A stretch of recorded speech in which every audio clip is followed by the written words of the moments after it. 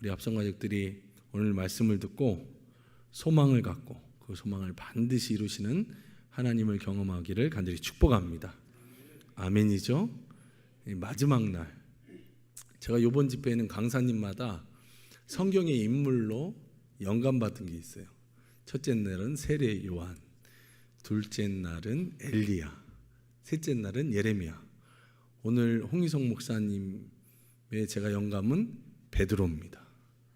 이 복음의 열정이 하나님이 우리에게 부어주실 줄 믿습니다. 홍희성 목사님은 이 목회자 세계에서도 뜨겁기로, 정말 뜨겁고 헌신하기로 평판이 나 있는 목사님입니다. 오늘도 우리 베드로 목사님이 말씀 전하실 때 큰 은혜가 되기를 간절히 축복합니다. 우리 박수로 우리 목사님 환영하겠습니다.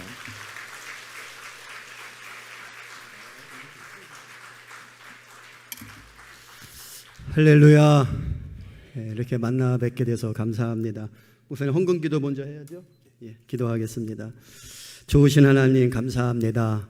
우리 합성교회 70주년을 맞이하여서 말씀으로 잔치를 열게 하시고 매일마다 좋은 목사님들을 통해서 영의 양식으로 풍성하게 먹여주시니 감사합니다.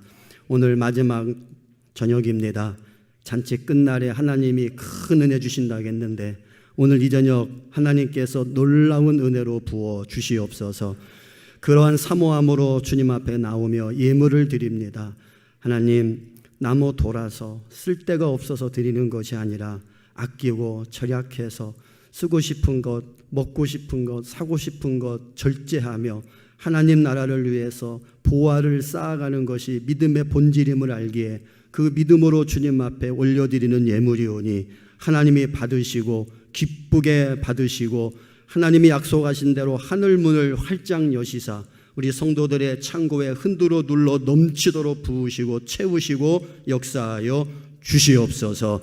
하나님, 더 드리고 싶은데 그러지 못한 안타까운 마음도 있을 텐데 하나님, 더 드릴 수 있는 은혜를 허락하여 주시고 더 드릴 수 있는 여건도 허락하여 주시어서 하나님 앞에 기도하고 다짐하고 결단하고 원하는 대로 마음껏 흡족하게 올려드림으로 하나님이 영광 받으시고 그런 삶과 가정에 놀라운 하나님의 복으로 채워 주시옵소서. 오늘 또 하나님이 일하심을 믿습니다. 부족한 종을 세워주셨사오니 주께서 책임져 주옵소서. 육신의 모양 사람의 모습은 감추시고 성령께서만 역사하셔서 오늘 또 부족한 종이 하나님의 말씀을 대언하는데 사람의 생각이나 사람의 주장이 아니라 살아계신 하나님의 말씀만을 바르고 온전하게 증거하는 그 일에 하나님 도구로 사용하시고 존귀 영광 모든 권세 주님 홀로 받아 주시옵소서. 말씀을 듣는 우리 합성교회 성도들 영의 귀가 열려지게 하여 주옵소서. 사람의 말로가 아니라 성령의 음성으로 듣게 하여 주옵소서. 하나님의 음성으로 듣게 하여 주옵소서.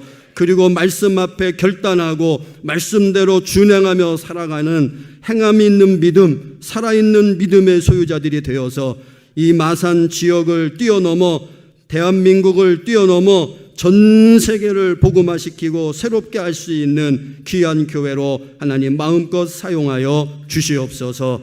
우리 감독님의 평생의 눈물을 하나님이 기억하시고 또 이어서 우리 최 목사님 세우셨사오매 우리 최 목사님이 눈물로 기도하고 제단을 지킬 때마다 하나님의 놀라운 역사하심이 있게 하여 주옵소서.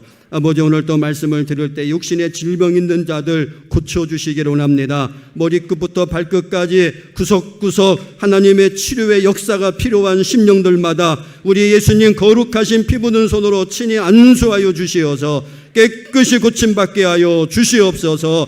건강 때문에 주의 일 지장받지 아니하도록 마음껏 충성하며 주님의 나라 세워가고 교회에 섬길 수 있도록 주여 건강의 복으로 함께하여 주옵소서. 말씀을 들을 때 마음에 상처 있는 자들도 하나님 치유하여 주시옵소서. 무겁고 곤고한 짐을 지고 나온 자들 가벼움을 얻게 하여 주옵소서. 하나님, 아직도 버려야 되고 끊어야 될 것들 끊지 못하고 버리지 못한 심령들 있다면 오늘 좌우의 날이솜 검과 같은 하나님의 말씀이 세상 것들 끊어내게 하시고 잘라내게 하시고 버리게 하시어서 순결한 믿음으로 하나님 섬길 수 있는 복된 백성들 되게 하여 주옵소서. 주여, 나에게 말씀을 주사 나로 입을 벌려 복음의 비밀을 담대히 증거케 하여 주시옵소서. 하나님, 오늘 또 주의 종들을 대접한 우리 신영호 장로님, 최미순 권사님 가정과 함께 하시고 섬기고 대접하는 그 손길 위에 하나님 만복으로 갚아 주시옵소서. 예수님의 이름으로 기도하옵나이다. 아멘. 아멘. 할렐루야. 우리 옆에 분 나가면 인사하시게 보겠습니다. 성도님을 배우니 하나님을 뵙는 것 같습니다.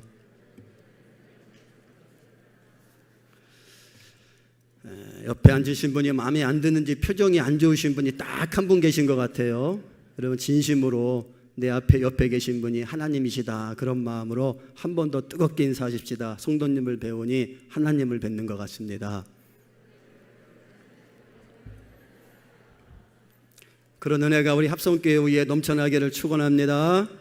네, 제가 감독님 올라오기 전에 인사드리고 왔어야 되는데 죄송합니다. 인사 못 드리고 왔습니다. 저는 마산에 처음 와봅니다. 제가 어지간한 동네는 다 가봤거든요. 근데 이상하게 마산에 올 일이 없었어요. 마산을 처음 와보는데 대전 촌놈이 우리 최정규 목사님 덕분에 마산도 구경하고 호강을 누리고 갈 것 같아서 너무나 감사하고요. 우리 구동태 감독님은 제가 고등학교 때 저희 지방 연합성회를 한번 집회 인도하러 오셨는데요. 그때 잊혀지지 않는 말씀이 있어요. 첫 시간 딱 서시더니 동태찌개 맛있게 잡수시는 집회가 되기를 바랍니다. 그리고 우리 감독님이 인사를 하셨는데 제가 그 인사가 잊혀지지 않습니다. 여러분이 그렇게 맛있는 음식 많이 드셔서 다 얼굴이 밝으시고 행복하신 것 같습니다. 우리 감독님, 저희 아버님 조남이 홍자 선자 기자 목사님 되시는데요. 한번 옛날에 같이 한번 여기 오셔서 감독님께 대접을 잘 받으셨다고 내려가면 꼭 감독님께 인사드리라고 제가 대신 저희 아버님 대신해서 인사 말씀 전해드립니다. 감사합니다, 감독님. 최정규 목사님하고 저하고는 학교 1년 선후배 관계입니다. 우리 최정규 목사님이 1년 선배인데 1년 선배가 제일 무섭잖아요. 그런데 하나도 안 무서웠습니다. 왜냐하면 학교 다닐 때 한 번도 부닥친 적이 없습니다. 저분도 아웃사이더, 저도 아웃사이더. 그래서 학교에서는 같이 이렇게 겪어본 적이 없는데 우연히 목회 나와서 각자 사역자도 목회하다가 만남을 갖게 되고 교제를 하게 됐는데 너무너무 좋으신 목사님이시고 나이는 동갑이어서 학번은 선배님인데 먼저 선배님이 아량을 베풀어서 우리 친구 먹읍시다. 그래서 나이가 같기 때문에 친구 먹기로 했습니다. 이렇게 감독님 섬기시고 우리 최 목사님 섬기시는 재단에 서서 말씀을 전할 수 있는 기회 주신 하나님께 감사를 드리고 우리 성도 여러분들에게 진심으로 감사를 드립니다. 제가 조금 부담감을 가지고 섰어요. 여러분, 저기 보시면 앞에서 하신 세 형님들 다 저보다 형님들이거든요. 근데 저분들 가만히 프로필을 보니까요, 다 미쿵물을 좀 드셨더라고요. 미쿵물. 근데 저는 미쿵물 한 번도 못 마셨어요. 저는 토종 한국 사람입니다. 그것도 토종 충청도입니다. 그래시우 충청도인데 충청도에서 태어나서 충청도에서 학교 다니고 충청도 여자 만나서 저희 집사람도 한 번도 충청도를 떠나보지 않은 토종, 충청도 중에 충청도 예산, 서산, 당진, 예산, 여기가 충청도 중에 충청도거든요. 토종 충청도 여자 만나서 충청도에서 애 낳고 충청도에서만 목회를 했습니다. 제가 왜 말씀을 드리냐면 그래서 조금 제 설교가, 제 언어 선택이 조금 촌스러울 것 같아요. 저 미쿵물을 먹으신 저 양반들은 언어 선택이 세련되더라고요. 근데 저는 미국물도 못 먹었고 충청도를 벗어나 본 적이 없어서 굉장히 언어가 좀 투박하고 거칠고 세련되지 못할 것 같은데 여러분 그래도 이해해 주시기를 바랍니다. 또 한 가지요. 세 분 설교하는 걸 제가 다 유튜브로 다 봤거든요. 어떻게 하나 제가 하여튼 봐야 되지 않겠어요. 그런데 다 원고 없이 설교를 하시더라고요. 우리 최 목사님도 원고 없이 설교를 하시고, 근데 저는 원고가 없으면 설교를 못 합니다. 왜냐하면 설교하다가 원고 없이 하면 자꾸 삼천포로 가요. 제가 마산 합성교회 집회하러 왔는데 삼천포로 가면 안 되잖아요. 가는 건 좋은데 갔다가 돌아와야 되는데 돌아올 길을 못 찾아요, 제가. 그래서 삼천포로 안 빠지기 위해서, 혹시 삼천포가 고향이신 분은 용서해 주시기 바랍니다. 혹시 삼천포로 빠져도 돌아올 수 있도록 제가 원고를 좀 보면서 설교를 해야 될 것 같은데, 그래도 양해해 주시기를 바랍니다. 또 이 집회를 하다 보면 성령의 감동을 주셔서 원고에 없는 얘기 할 때가 있어요. 여러분, 그때는 두 손을 꼭 모으고 강사 목사님 삼천포로 빠지지 않도록 도와주옵소서, 그런 마음으로 기도하시면서 말씀을 들으시면, 어차피 은혜는 하나님이 주시는 거잖아요.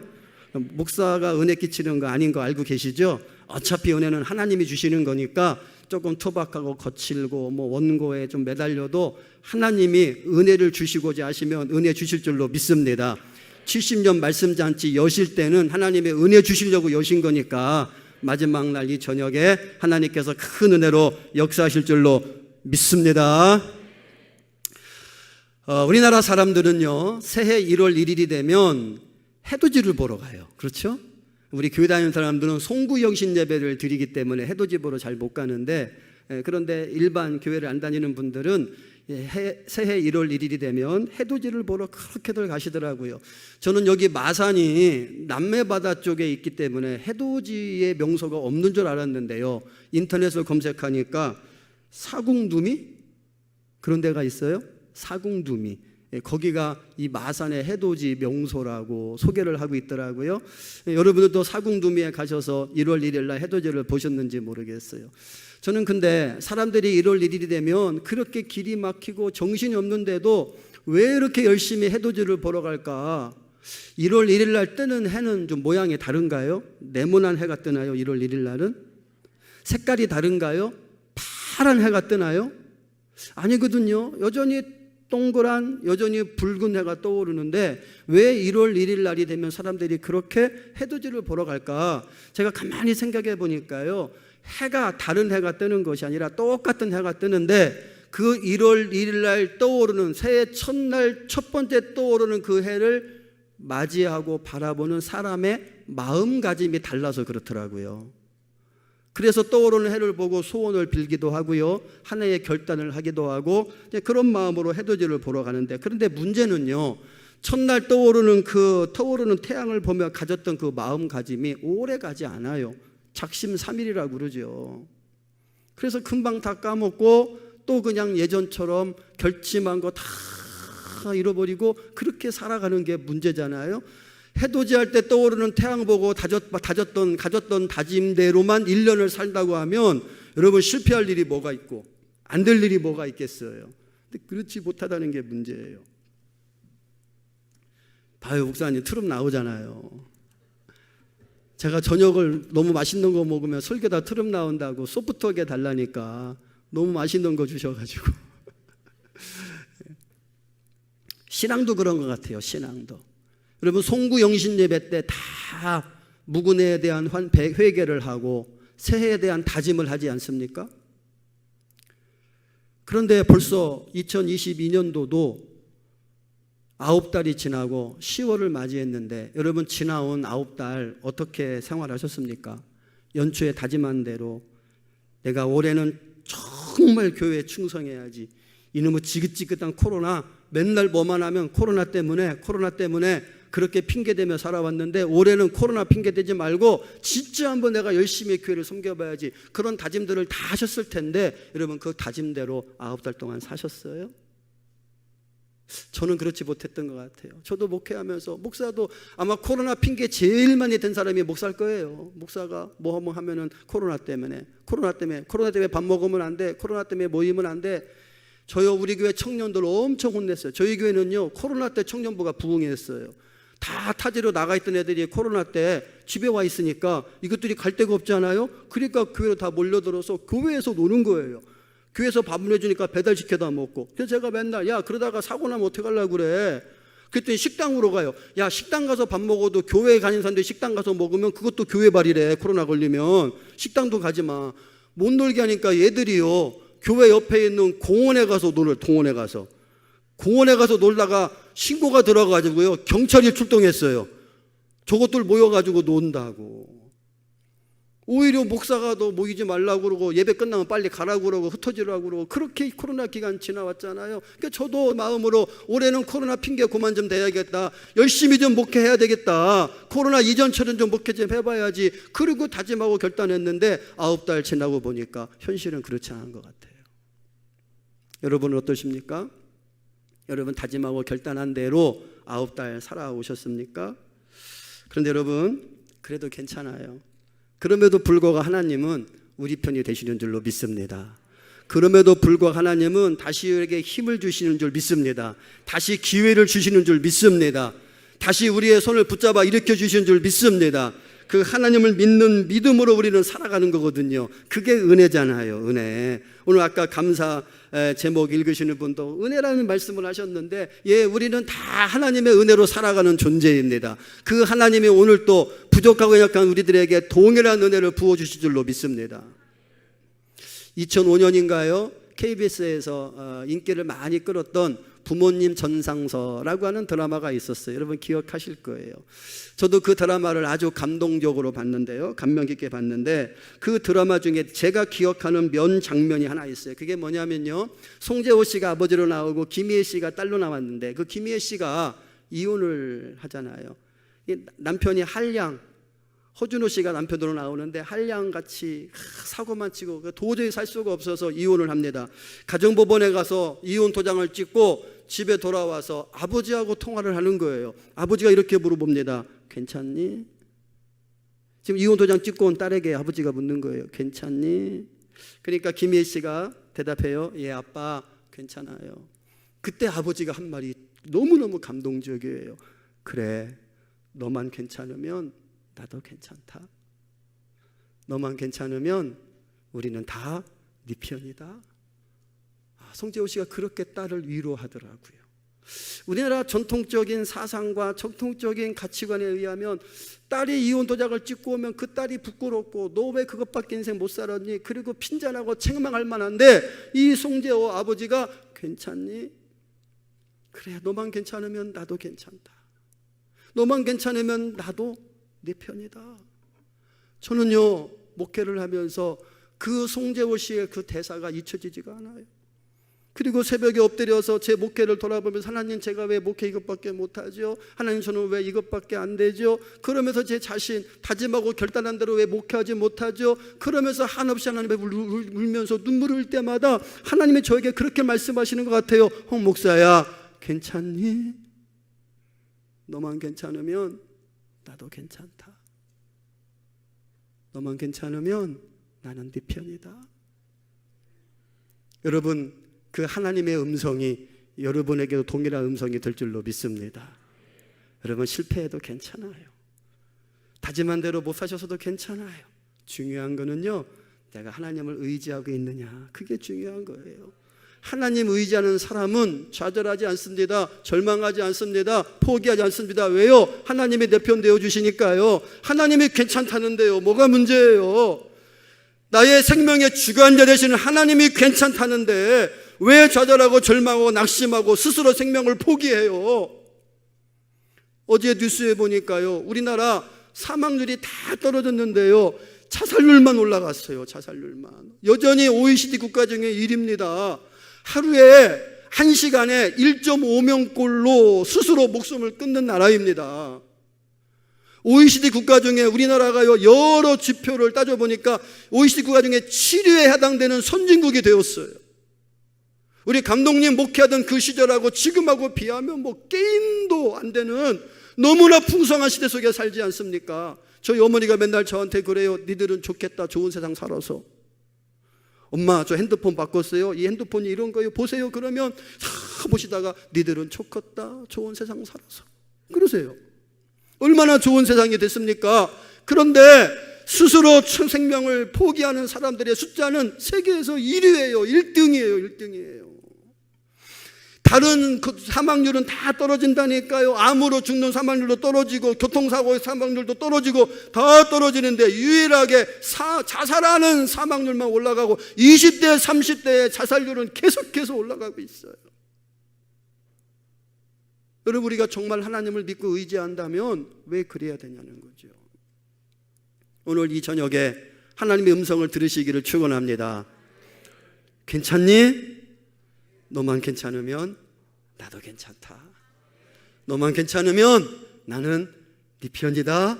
이 하나님의 음성을 들으시고 여러분 용기를 내시고 힘을 내시고 어떠한 상황에도 좌절하고 절망하지 마시고 그 살아계신 하나님을 붙잡으시고 그 하나님의 음성 속에서 여러분 날마다 승리하시기를 주님의 이름으로 축원합니다. 그리고 다시 이 70주년 기념성회를 통해서 새 힘 얻으시고 코로나 이전보다도 더 큰 부흥의 역사를 이루어 가시는 우리 합성교회 되시기를 주님의 이름으로 축원합니다.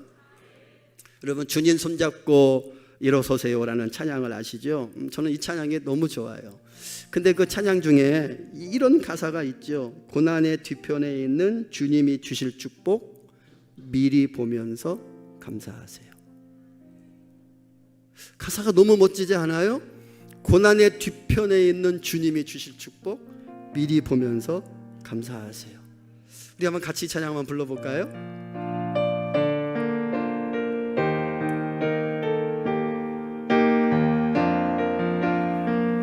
우리 가사를 좀 생각하시면서요. 왜 나만 겪는 고난이냐고, 왜 나만 겪는 고난이냐고, 불평하지 마세요. 고난의 뒤편에 있는 주님이 주실 축복 미리 보면서 감사하세요. 너무 견디기 힘든 지금 이 순간에도 주님이 일하고 계시잖아요. 남들은 지쳐 앉아 있을지라도 당신만이 일어서세 힘을 내세요.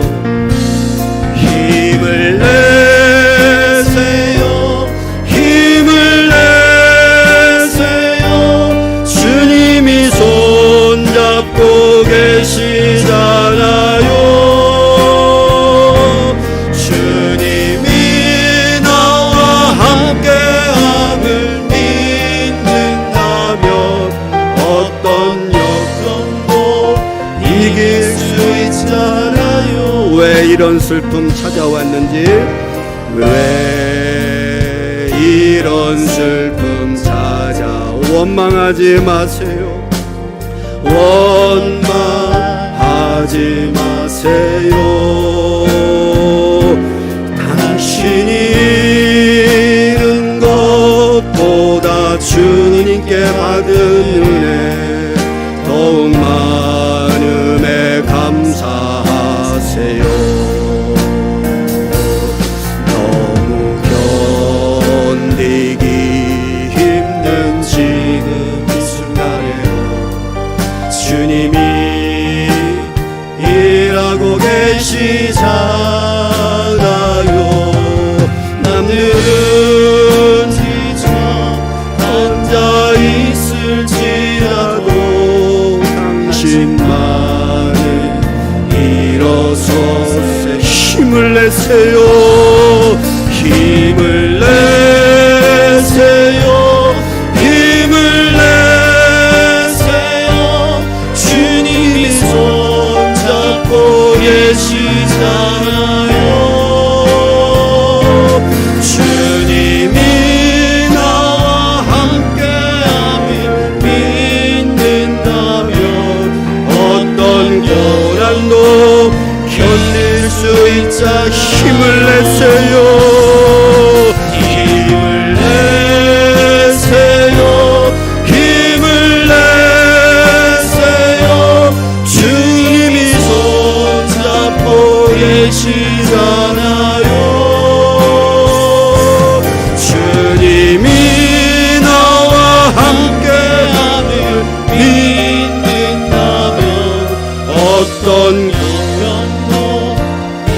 두 손을 가슴에 모으고 한 번 더 고백합니다. 힘을 내세요. 힘을 내세요. 힘을 내세요.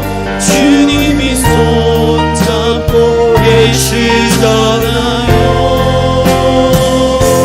주님이 나와 함께함을 믿는다면 어떤 고난도 견딜 수 있잖아요.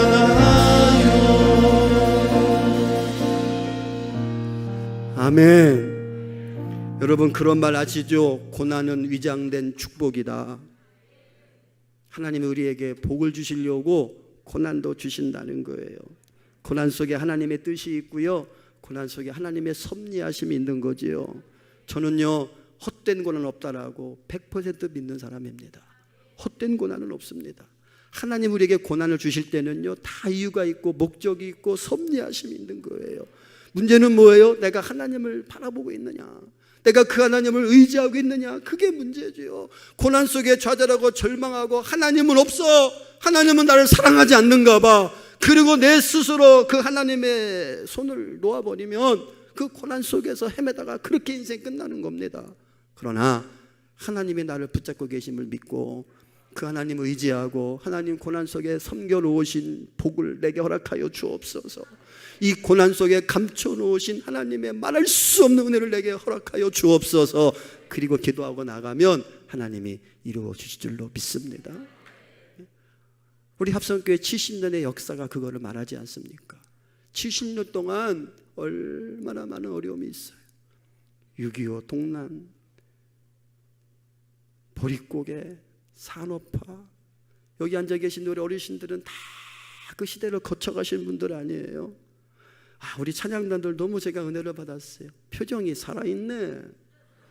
다른 교회 가면 찬양단들 그냥 막 억지로 서가지고 그냥 왜 나 이거 시켜 뭐 이러고 인상 쓰고 찬양하는데 찬양단들이 다 얼굴이 살아있어요.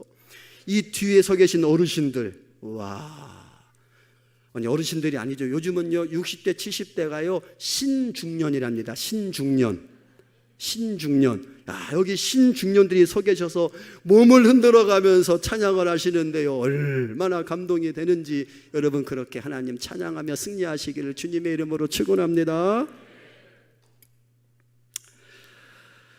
오늘 우리가 민수기 6장 22절로 27절의 말씀을 읽었는데요, 여러분 이 말씀을 한번 잘 보시면 마지막 27절에 이렇게 되어 있어요. 내가 그들에게 복을 주리라.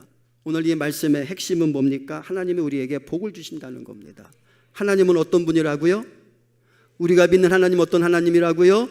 복 주시는 하나님, 복 주시는 하나님. 오늘 이 본문의 말씀을 아론의 축도라고 불러요. 23절을 보니까 아론과 그의 아들들에게 말하여 이르기를 너희는 이스라엘 자손을 위하여 이렇게 축복하여 이르되. 하나님이 아론과 그의 아들들에게 너희들은 백성들을 위해서 이렇게 축복해라. 그래서 아론의 축도 그렇게 불러요. 축복하다는 말은 히브리어로 바라크 그러는데요, 하나님께 복을 빈다 그런 뜻입니다. 하나님이 아론과 아론의 자손들에게 아들들에게 너희들이 이스라엘 백성을 위하여 나 하나님께 복을 빌어라. 그러면 내가 너의 그 복을 듣고 복을 비는 기도를 듣고 축복의 기도를 듣고 내가 백성들에게 복을 주리라. 그 말씀을 지금 하고 계시는 거거든요. 24절에도 여호와는 내게 복을 주시고 그랬고 27절에도 내가 그들에게 복을 주리라 그랬어요. 여러분 이게 하나님의 마음입니다. 하나님의 마음. 하나님의 마음은 뭐라고요? 우리에게 복 주시는 게 하나님의 마음이에요. 여러분 부모가 자녀들한테 아무거나 주지 않잖아요. 저희 딸이 둘이고 아들이 하나인데요, 대학교 4학년, 대학교 2학년, 그 다음에 조금 늦둥이 중학교 3학년짜리 아들이 하나 있는데요, 딸 둘은 이제 대학 다니면서 외지에 나가 있고 이제 아들 녀석 하나 데리고 저희가 살고 있는데 오늘부터 우리 아들 녀석이 시험입니다. 시험, 중간고사 시험 기간인데 저희 집사람이 이제 같이 와야 되나 말아야 되나 고민하는데 형님들이 다 저희 단톡방이 있거든요. 요 형님들 거기다가 저는 아들 시험 때문에 저 혼자 갈 것 같아요 그랬더니 형님들이 다 아들은 하나님께 맡기고 그냥 같이 가 그러더라고요. 최 목사님도 그러시고. 그래서 제가 어떻게 해요? 형님들이 말씀하시기가 순종해야지. 그래서 시험 보고 있는 아들 녀석 지금 혼자 놔두고 왔어요. 아들 녀석도 그래요. 엄마 가도 돼 그러니까 뭐 어차피 엄마 계셔봐야 밥밖에 더 해줘요. 밥값만 잔뜩 주고 가요 그냥. 이게 이제 중학생 3학년 되니까 능글능글해져 가지고 그래서 밥값 잔뜩 주고 그리고 왔어요. 여러분 왜 고민합니까? 아들이 시험 기간인데 따라가야 되나 말아야 되나 왜 고민해요? 엄마니까, 아빠니까, 자식이 잘 되기를 바라니까. 혹시 이 녀석 혼자 있을 때 공부를 하고 딴짓하면 어떻게 하나? 뭐 그런 마음도 있고 자녀들이 잘 되기를 바라니까. 하나님이 그런 마음이라는 거죠. 우리가 잘 되기를 바라서 복 주시기 원하시는 하나님. 그 하나님께 우리가 복을 구하면, 주의 종들이 여러분을 위해서 하나님께 복을 구하면 하나님이 그 구한 대로 복을 주실 줄로 믿습니다. 그러면 하나님이 우리에게 어떤 복을 주기 원하시는가? 구체적으로 오늘 본문에서 세 가지 교훈으로, 첫 번째, 하나님은 보호의 복을 주기를 원하십니다. 따라하실까요? 보호의 복.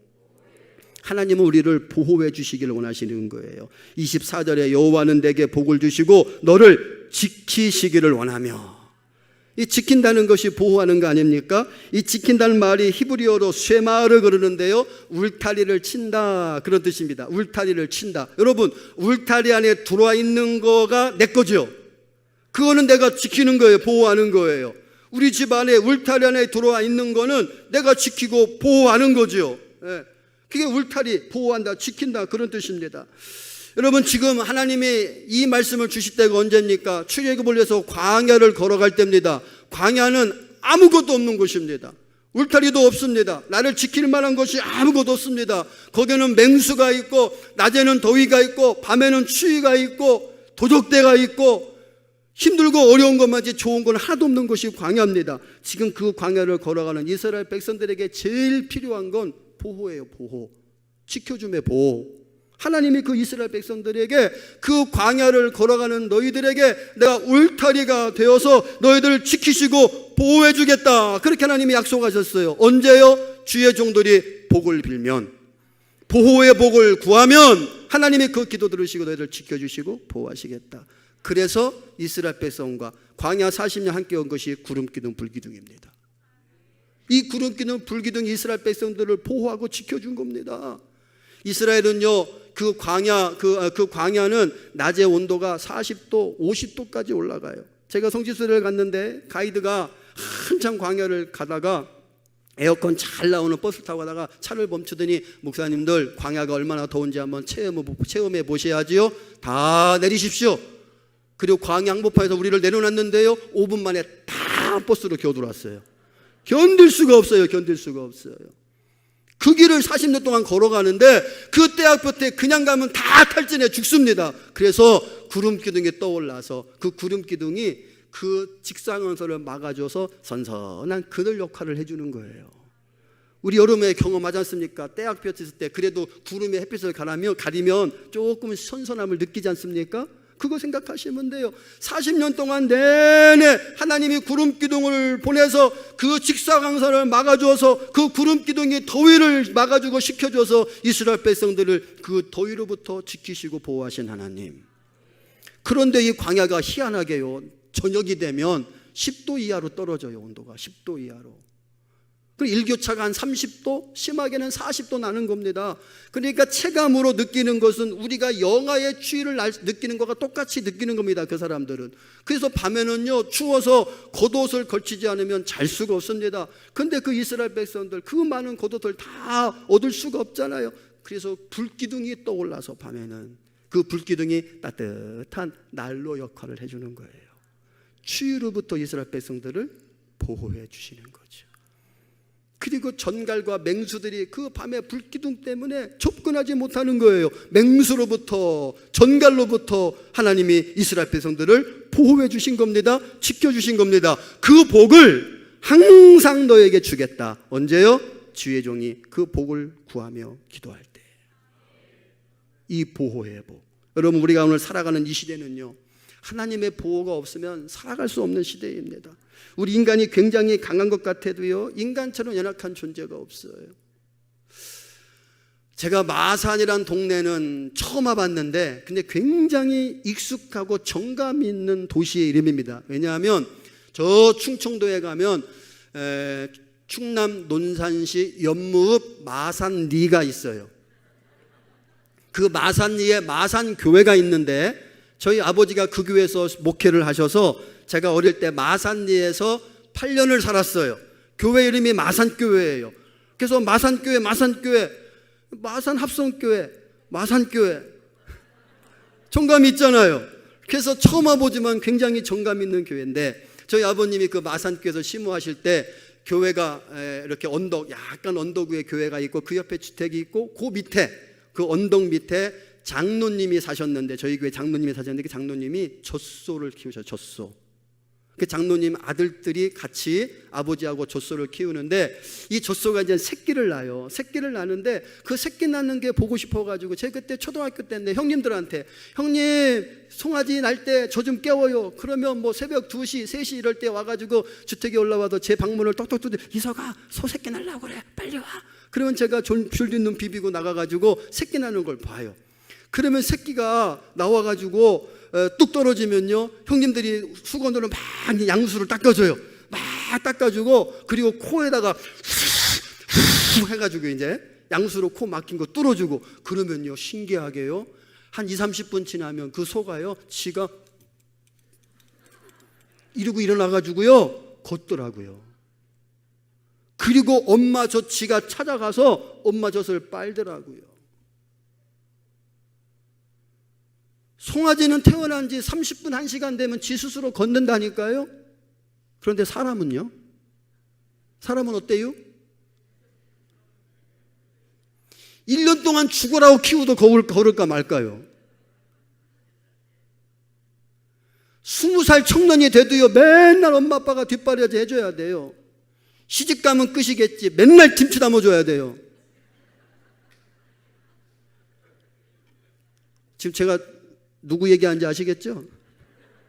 제가 장모님한테 그랬어요. 장모님 언제 하나님 나라 가실지 모르는데 이젠 김치 담아주지 마시고 김치 담는 법을 전수해 주옵소서. 이게 끝이 없잖아요. 끝이 없잖아요. 자식 새끼들은 끝이 없잖아요.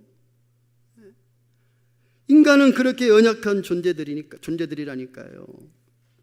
여러분 우리가 코로나 때문에 3년 동안 지금 고생하고 있는데 내년 3월이면 마스크 벗을 수 있을 것 같다는 그런 예측이 있는데 좀 빨리 좀 그런 날이 왔으면 좋겠어요.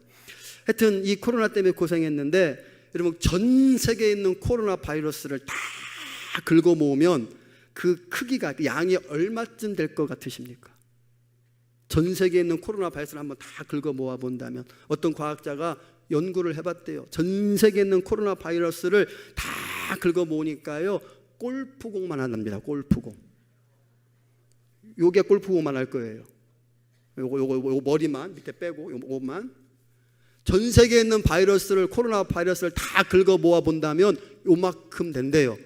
근데 요만한 골프공만한 코로나 바이러스 때문에 전 세계가 마비가 됐잖아요. 아무것도 못 했잖아요. 학교도 못 갔잖아요. 교회도 못 나왔잖아요. 세상에 인간이 달나라를 가고 별나라를 가고 로켓을 쏘고 미사일을 쏘고 난리를 떨어도요 코로나 바이러스 하나 지금 정보 못해서 이루고 있잖아요. 지금 아직도 우리가 감기의 원인을 아직도 모른답니다. 감기의 원인을. 여러분 그거 아시죠? 감기는 약 먹어도 3일 안 먹어도 3일 다 아시죠? 병원 가서 약 주면 그 약 때문에 낫는 게 아니라는 거예요. 감기약 먹으면 더 악화되지 않도록 그냥 붙잡아 놓는 거지 약 먹어서 낫는 게 아니랍니다. 감기는 약을 먹어도 3일 안 먹어도 3일은 고생을 해야 된대요. 그러면 없어진대요. 코로나가 감기의 일종이니까. 바이러스는 그런 거랍니다. 아직도요 감기 치료제가 없어요. 두통의 원인이 수만 가지랍니다. 두통의 원인이.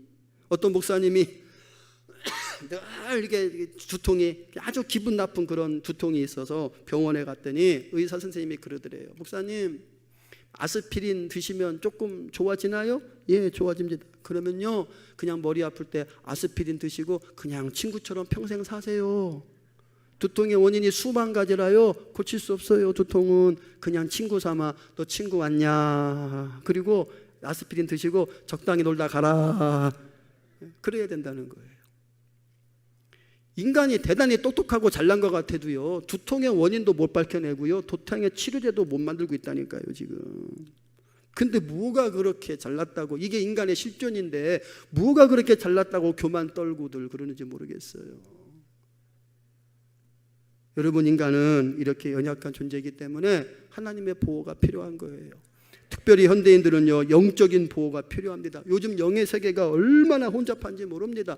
하나님, 예수님 이름 붙었다고 그냥 따라갔다는 큰일 납니다, 여러분.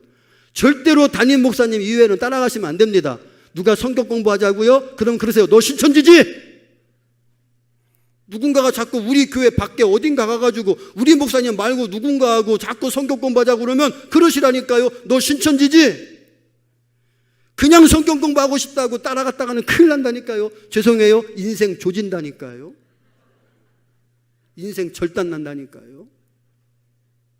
영의 세계가 얼마나 혼탁한지 몰라요. 얼마나 거짓 영들이 판치고 거짓 목사가 판치는지 모릅니다. 요즘 우리 어린 아이들은 어때요? 학교에서 반성경적인 사상과 가르침에 그냥 노출돼 있잖아요.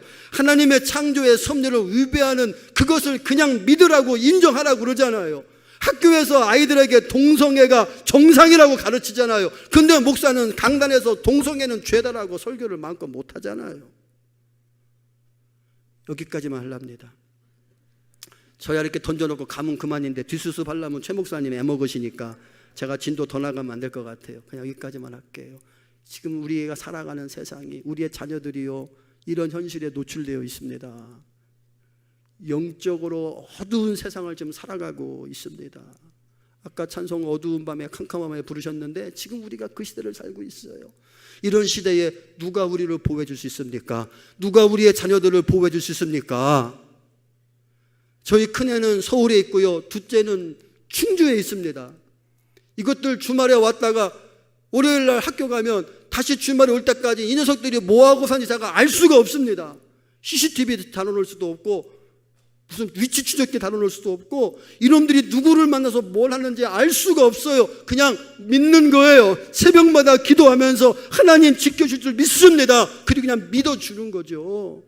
알 수가 없어요. 알 수가 없어요. 그런 시대를 살아가는 우리 인생을 누가 지켜주냐는 거예요.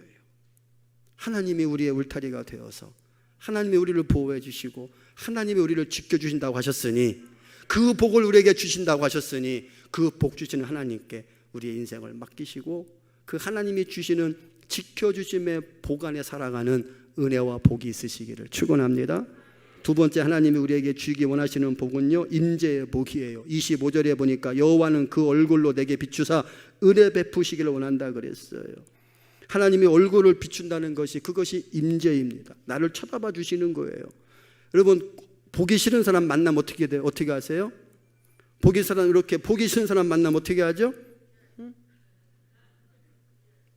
얼굴을 돌리잖아요. 우리 합성교회 성도들 간에는 그런 일이 없는 줄로 믿습니다. 혹시 여러분들 만났는데, 저 로베에서 만났는데 그런 분 안 계실 줄로 믿습니다.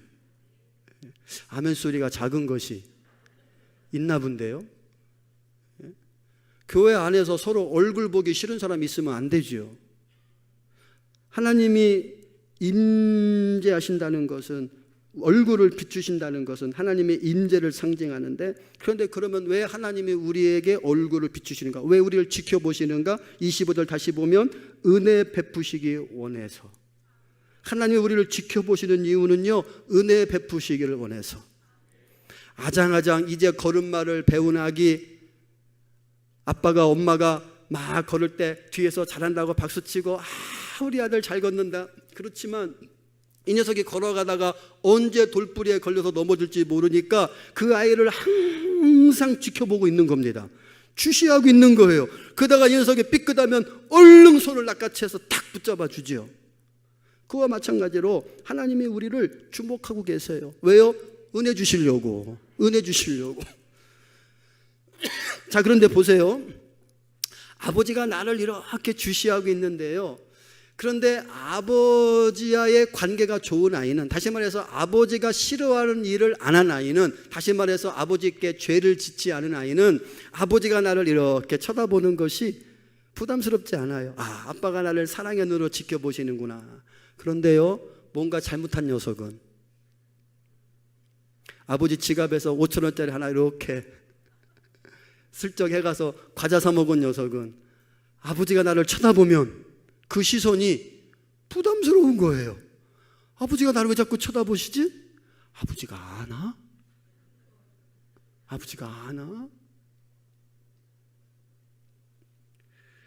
하나님이 나를 항상 지켜보고 계신데요, 우리가 그 하나님 앞에 온전하게 살지 못하면 그 하나님의 시선이 두려운 거죠. 하나님이 나에게 얼굴을 비추셔서 나를 주목하고 계신다고 그랬는데 그 하나님 앞에 죄를 지으며 살아가면 그 하나님의 시선이 두려우니까 자꾸 피하는 겁니다. 숨는 겁니다. 도망치는 겁니다.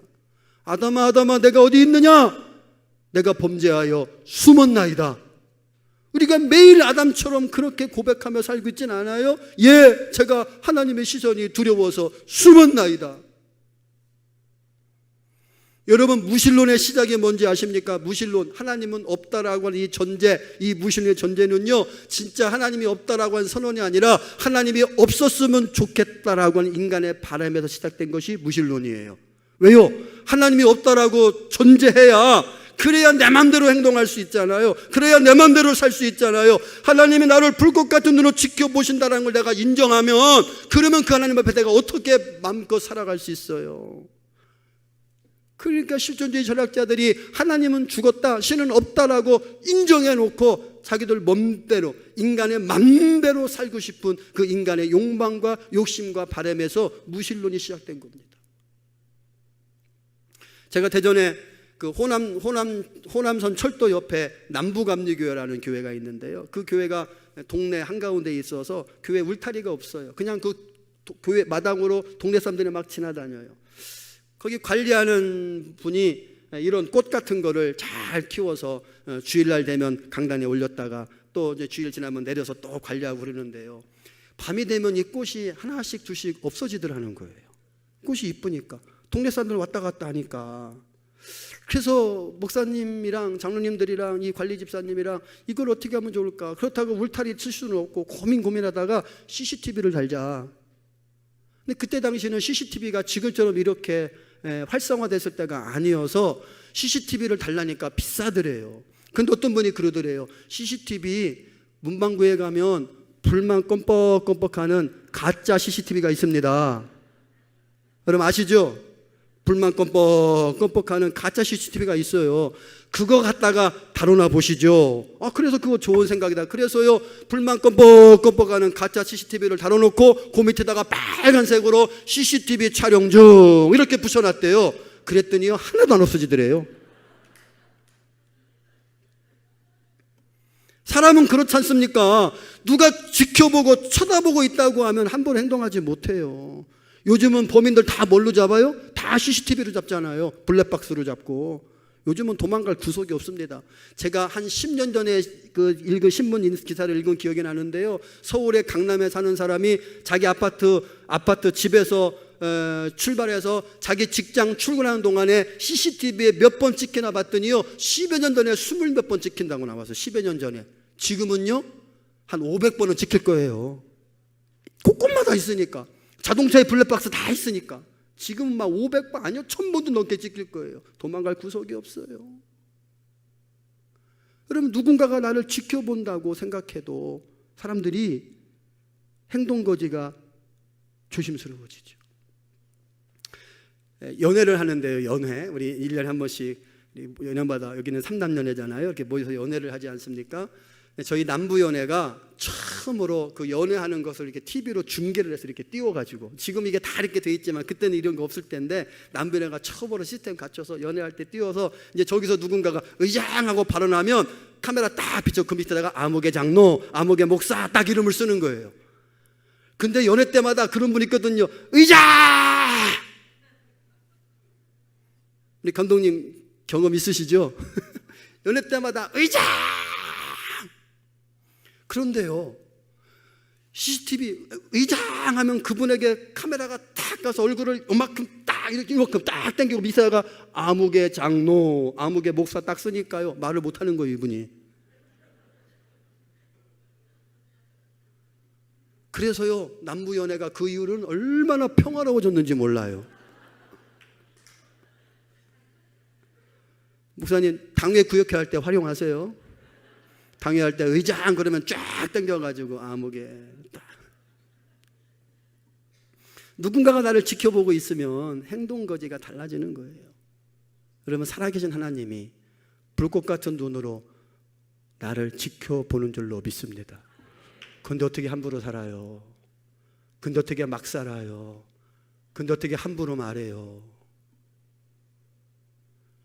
저 고등학교 때인가 읽었던 책 중에 꼬마 성자라는 책이 있습니다. 그 책에 보면 수도사를 키우는 수도사 신학교죠.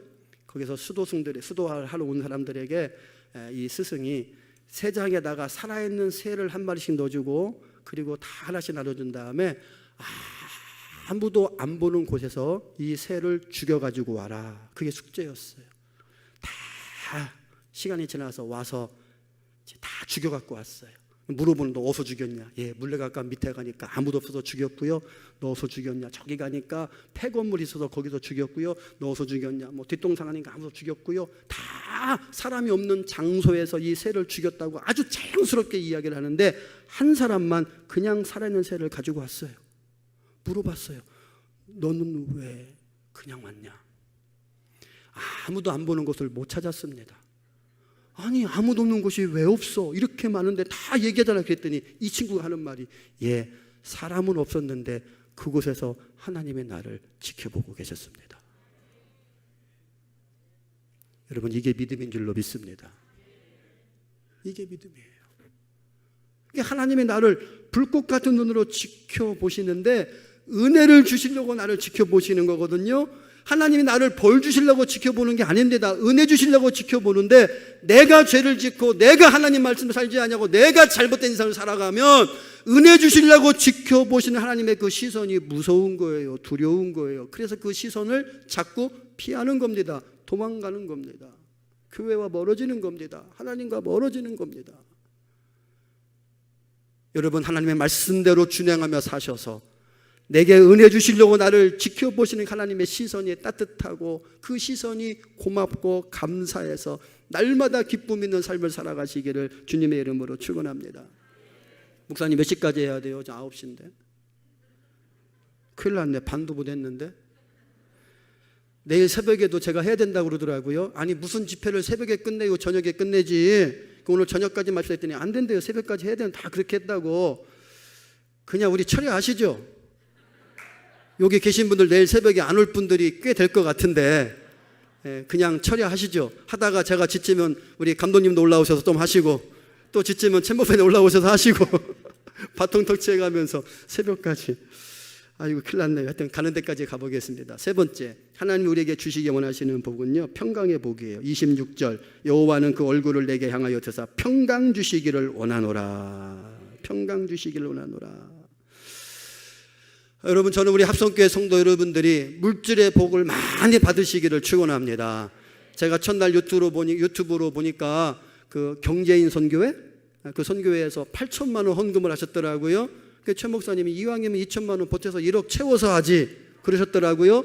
그 음성을 주님의 음성으로 들으시기를 축원합니다. 우리 경제 사업을 하시는 분들이 열심히 사업해서 돈을 모아서 좋은 일에 써달라고 다 헌금 너무 멋졌어요. 제가 막 감동이 되더라고요. 그래서 속으로 기도해서 하나님 2천만 원 채워주시옵소서. 멋지잖아요.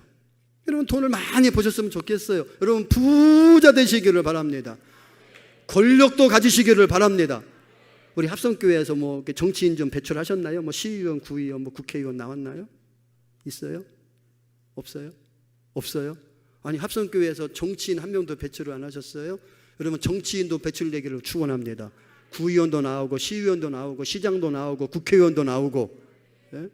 그럼 권력의 복도 받아야죠. 명예의 복도 받으시기를 축원합니다. 그런데요 여러분, 그런 복보다 더 중요한 복이 뭐예요? 평강의 복이에요. 그런 복을 받았는데 마음에 평안이 없으면 무슨 유익이 있습니까? 돈 많이 벌었는데 그 돈 때문에 맨날 싸우면 무슨 유익이 있습니까? 권력을 얻었는데 그 권력 때문에 맨날 싸우면 무슨 유익이 있습니까? 그래서 어떤 목사님이 그러시더라고요. 교회는 현금이 있으면 안 된대요. 빚이 있어야지. 현금 있으면 싸운대요. 그러니까 적당하게 빚을 남겨놔야 교인들이 안 싸운다는 거예요. 막 싸우면 그 빚 당신이 갚아요. 그러면 아무 말도 못 한대요. 우리 합성교회는 어떤지 모르겠어요. 현금이 많으신지 빚이 많으신지. 저희 교회도 그래서 제가 적당하게 빚을 지고 있습니다 지금. 그러면 우리가 그렇게 찬양합니다. 빛 가운데로 걸어가면 주께서 항상.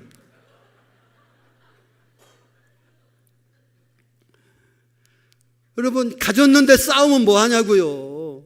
누리는데 싸우면 뭐 하냐고요. 저는요, 아버지가 돌아가시고 남겨놓은 유산 500만 원 때문에 재판하는 형제도 봤어요.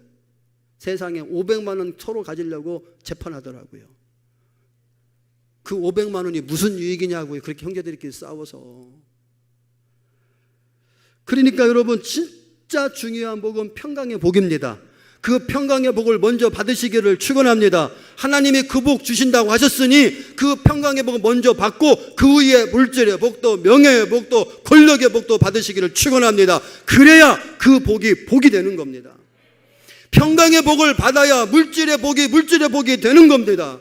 평강의 복을 받지 않으면 물질이 복이 아니라 저주가 될 확률이 커요. 평강의 복을 먼저 받아야 세상에서 우리에게 주는 것들이 은혜가 되고 복이 되는 거예요. 여러분, 세종시 아시죠? 세종시 대전 옆에 세종시가 있잖아요. 그 세종시가 개발될 때 그 동네가 다 논바닥이었어요. 논바닥이 지금 아파트가 들어오고 정부 관청에 들어왔는데요. 제가 세종시에 사는 분한테 직접 들은 얘기예요. 어떤 할아버지가요, 세종시가 개발된다고 해서 자기 논 보상받아서 33억의 보상금을 받았어요. 세종시 개발된 게 10년이 넘었으니까 그때 33억이면 큰 돈이죠. 근데 이 아버지가 어차피 그 땅 아들한테 물려주기로 한 거니까 보상금 받은 거 3억은 당신의 노후자금으로 남겨놓고 30억을 아들한테 주었어요. 네 맘대로 가지고 한번 해봐라. 네 인생 살아봐라. 근데 이 아들이 어떻게 하다가요, 아버지가 받은 보상금이 3억이 더 있다는 걸 알았어요. 그래서 어떻게 한지 아세요? 그 3억을 받기 위한 소송을 걸었어요. 아버지 상대로. 그러니 아버지가 재판하다가 아버지가 화병으로 돌아가셨어요. 그런데요, 저는 그 판사가 참 멋지더라고요. 판사가 어떻게 판결 냈는가? 그 자식은 우리말로 후레자식이라고 그러죠. 후레자식은 30억 그것도 받을 자격이 없다. 그래서 그 30억도 국고 환수 조치를 내려버렸어요. 잘했다. 뭐 내 거 아니니까 하여튼 뭐 고소하다. 내 돈 아닌데 뭐 30억 받았다는데 배 아파 죽을 뻔했는데 잘됐다. 고소하다.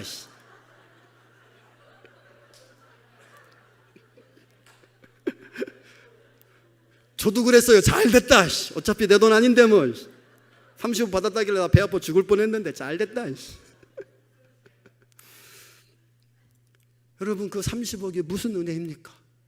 그 30억이 무슨 복입니까? 아버지 상대로 아들이 재판을 걸고 소송을 거는데 그 돈이 무슨 유익이 있습니까? 그 마음에 평강이 없잖아요. 그러니까 아버지가 화병으로 돌아가시는 거예요. 평강의 복이 진짜 복인 줄로 믿습니다. 그 복 위에 하나님이 주시는 세상적인 복들도 풍성하게 누리시기를 축원합니다. 마음의 평안함이야말로 복 중의 복, 최고의 복입니다. 이 평안을 누가 주신다고요? 하나님이 주신다고요. 하늘에서 내려오는 거라고요. 세상은 알 수도 없고 줄 수도 없는 그 복을, 그 평강을 하나님이 주신다고요. 평화로다 하늘 위에서 내려오네. 그 사랑의 물결이 영원토록 내 영혼을 덮으소. 다시 한번 합니다. 평화로다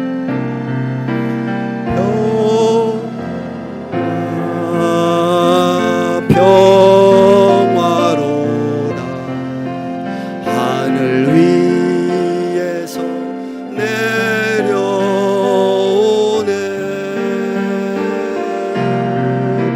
그 사랑의 물결이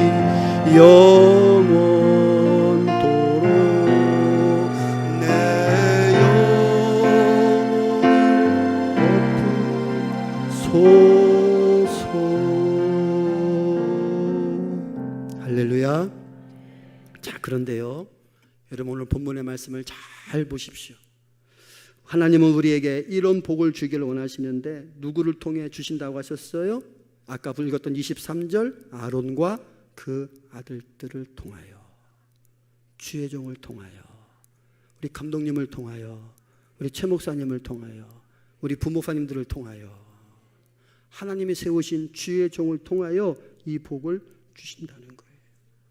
27절에도 그들은 이같이, 그들이 누구예요? 아론과 아론의 아들들, 주의 종들은 이같이 이스라엘 자손들에게 축복해라. 하나님이 세우신 고유의 권한, 목사의 축복권입니다. 여러분 아무한테나 머리 디밀지 마세요. 누가 좀 신통하다고, 방통하다고, 꼬부랑통하다고 거기 찾아서 머리 디밀고. 아까 제가 말씀드렸죠. 그러면 인생이 어떻게 된다고요? 아까 인생 어떻게 된다고 했잖아요. 예. 여러분 감독님이, 우리 최 목사님이 여러분의 영적 상태를 가장 잘 아시고 가장 정확하게 진단하시는 분이에요. 그분들에게 안수받고 그분들에게 복을 구해야 여러분의 인생에 참된 평화와 복이 있는 줄로 믿습니다. 어디 이상한 데 가서 머리 디밀지 마세요. 하나님이 세우신 주의 종. 그래서 성도는 주의 종들과 좋은 관계를 맺어야 됩니다. 주의 종들이 복을 빌면 그 복이 임한다고 그랬으니까. 우리 감독님과 최 목사님이 여러분의 기도의 제목, 송구영 신예배 때 올려드리는 신년 감사헌금, 거기 기도 제목 쓰실 거 아니에요? 그거 붙들고 매일같이 새벽마다 기도하실 텐데 그 기도가 다 여러분에게 응답될 줄로 믿습니다. 그래서 여러분 주의 종과 관계를 잘 맺어야 돼요. 목사가 잘나서가 아닙니다. 목사가 능력이 있어서가 아닙니다. 목사가 똑똑해서가 아닙니다. 하나님이 세우셨기 때문에, 그게 하나님의 축복의 원리이기 때문에 그렇습니다. 그 원리대로 살아가야 돼요. 원리대로 살아가야. 갈라디아서 6장 6절에 보면 바울이 갈라디아 교회 성도들에게 이렇게 권면합니다. 가르침을 받는 자는 말씀을 가르치는 자와 모든 좋은 것을 함께하라. 말씀을 가르치는 자가 주의 종들 아닙니까? 말씀을 받는 자들이 여러분 아닙니까? 성도들은 주의 말씀을 가르쳐주고 먹이는 주의 종과 좋은 것을, 모든 것을 함께해라. 함께해라. 여러분 어디 여행 가셔서 좋은 경치 보시면 누구 생각이 제일 먼저 나십니까? 네? 누구 생각이 제일 먼저 나요? 제가 이미 답을 말씀드리고 물어보는 건데, 어디 가서 좋은 음식 먹으면 여러분 누가 제일 먼저 생각나십니까?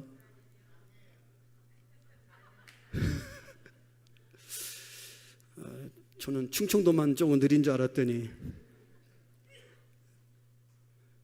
여러분 저는 정말 어디 가서 좋은 경치 보고 좋은 음식 먹으면 우리 교인들하고 같이 왔으면 좋겠다. 저는 그 생각 제일 먼저 해요. 진짜로. 진짜로. 우리 교회 성도들이 아마 유튜브로 지금 이거 보고 있는 성도들이 있을 텐데 제가 어떻게 거짓말하겠어요. 진짜로. 맛있는 거 생각나면 우리 성도들하고 같이 와서 먹었으면 좋겠다. 여러분 어떠세요? 좋은 거 보고 좋은 음식 먹으면 우리 감독님이 제일 먼저 생각나고 우리 담임 목사님이 제일 먼저 생각나십니까? 다시 물어볼게요. 잘 대답하세요. 신중하게 잘 대답하세요. 여러분 어디 가서 좋은 경치를 보고 맛있는 음식을 먹으면 우리 감독님이 제일 먼저 생각나고 우리 최정규 담임 목사님이 제일 먼저 생각나십니까? 이쪽 동네는 어떻게 해? 이쪽 동네는 조금 이렇게 불만이 있으신 것 같아요. 그게 여러분 복받는 비결이라고요. 다시 말씀드립니다. 목사가 잘나서가 아닙니다. 목사가 뭐 대단해서가 아닙니다. 하나님이 그게 우리에게, 성도들에게 복을 주기에 세우신 하나님의 원리이고 그게 원칙이기 때문에 그렇습니다. 특히 우리 장로님들을 비롯한 우리 중직 되시는 분들, 우리 합성교회는 제가 이런 말씀 사실 안 드려도 될 것 같은데 그래도 행여나 높아심으로 주마 가책이라고 그랬으니까 우리 장로님들, 우리 중직들 담임 목사님과 잘 동역자가 되시기를 바랍니다. 이 말씀 드리고 마치려고 그래요. 여러분 다윗의 충성스러웠던 요압 장군 아시죠? 요압 장군은 용맹하고 전략과 전술에 능했고 다윗의 마음 또 다윗의 뜻을 잘 행했던 그런 사람으로 우리에게 알려져 있습니다. 다윗의 군대 장관으로 앞장서 나가서 전쟁을 잘했고, 그런데요, 다윗이 죽기 전에 솔로몬에게 유언을 하면서 이 요압 장군에 대해서 말을 하는데, 열왕기상 2장 5절 6절 시간이 없어서 마지막에 보면 이렇게 말해요. 그의 백발이 평안히 수월에 내려가지 못하게 하라. 다윗이 솔로몬에게 유언하기를 요압 그가 백발이 편하게 수월에 내려가지 못하게 하라. 무슨 말이에요? 자연사 하도록 내버려 두지 말고 죽이라는 거예요. 아니, 그렇게 다윗에게 충성스러웠던 요압 장군인데 다윗이 솔로몬 아들에게 유언하기를 그 요압 장군 그냥 살려두지 말고 죽여라. 왜 다윗이 요압 장군에 대해서 이런 유언을 했을까? 열왕기상 2장 5절에 보면 몇 가지 이야기를 하는데, 첫 번째, 이 요압 장군이 아브넬을 죽였어요. 사무엘하 3장에 보면 아브넬에 대한 이야기 나와요. 아브넬은 누구냐면 사울의 군대 장관이었습니다. 사울이 죽은 다음에요, 이 아브넬이 다윗을 죽이려고 사울과 쫓아다니다가 사울이 죽었으니까 이 아브넬이 다윗에게 찾아와서 용서를 구하고 살려달라고 그럽니다. 그러니까 다윗이 그를 용서해주고 잔치를 베풀고 잘 먹여주고 돌려보냈어요. 요압 장군이 전쟁 갔다 돌아와 보니까 다윗 왕이 사울의 군대 장관이었던 아브넬을 살려줬습니다. 지발로 걸어 들어왔는데 그 처단 안 하고 살려줬습니다. 그러니까 요압이 가서 다윗에게 따집니다. 다윗이 야, 이미 내가 왕이 됐고 사울은 이미 죽었고 내가 이제 왕이 돼서 나라를 평화롭게 다스려야 되는데 그러려면 그런 사람 용서해줘야 나라가 평안해질 거 아니냐. 근데 요압이 그 말을 받아들이지 않고 쫓아가서 이 아브넬을 죽입니다. 사무엘상 20장에 보면 아마사라는 사람이 나옵니다. 이 아마사는 다윗을 배반했던 아들 압살롬의 군대 장관이었습니다. 역시 압살롬이 죽은 다음에 이 아마사를 다윗이 군대 장관으로 세우고 세바라는 사람이 북쪽 지파 10개 지파 사람들과 반란을 일으키려고 할 때에 이 아마사로 하여금 그 북쪽 지파를 다 무찌르게 합니다. 요압이 또 이 얘기를 듣고 아니 내가 군대 장관이었는데 나를 제껴놓고 배반자 반역자 압살롬의 군대 장관이었던 그 아마사를 군대 장관으로 다윗이 임명했다고. 그래서 이 아마사도 요압이 죽입니다.